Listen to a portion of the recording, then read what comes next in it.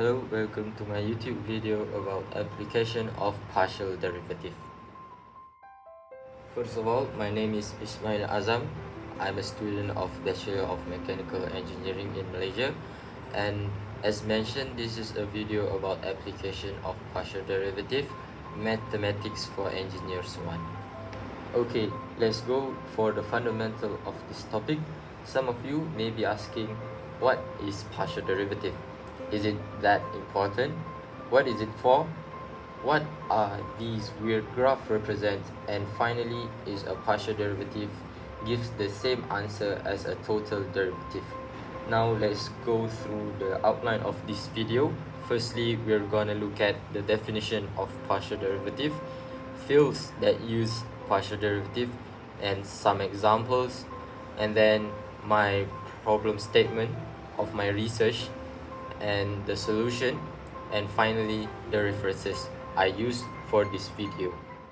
Similar to ordinary derivative, partial derivative represents the rate of change of a function, but in this case is the rate of change with respect to a variable when the others are constant. We can also say y is independent of x. In contrast, in the total derivative, y can depend on x. So the change of variable x also affects the value of y. Therefore, the partial derivative does not equal to the total derivative.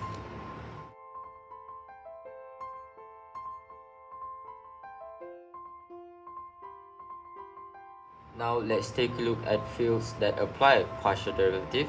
Firstly, we have physics used in formulating fundamental laws of nature such as Newton's law and Maxwell's equation. Secondly, engineering used in studying stress, strain, electric and magnetic fields, fluid dynamics and heat conductions. The third one, economics, used in analyze utility function, production function and cost functions.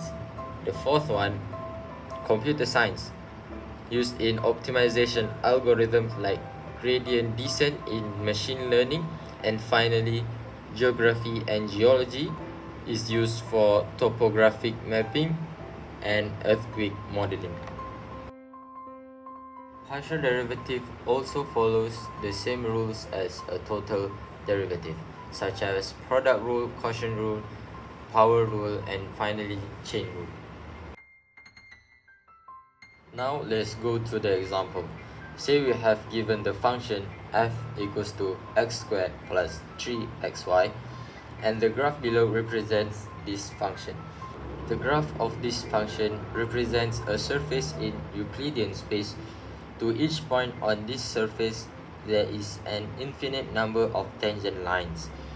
Now we can apply the partial differentiation for choosing one of these lines and finding its slope. To find the tangent line's slope to the function at one point, say the coordinate of p 1, 1, and parallel to the xz plane, we can treat y as a constant by finding the derivative of equation. Taking y as a constant, we can get the slope of the given function f at the point xy. This can be done as follows. Now we have reached the problem statement of my research. How do geologists use partial derivative in topology and slope analysis?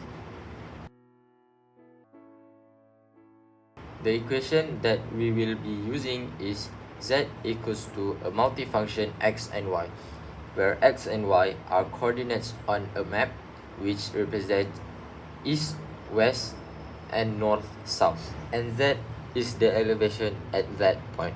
Using partial derivative, we can find the rate of change of elevation, either east, west, or north, south.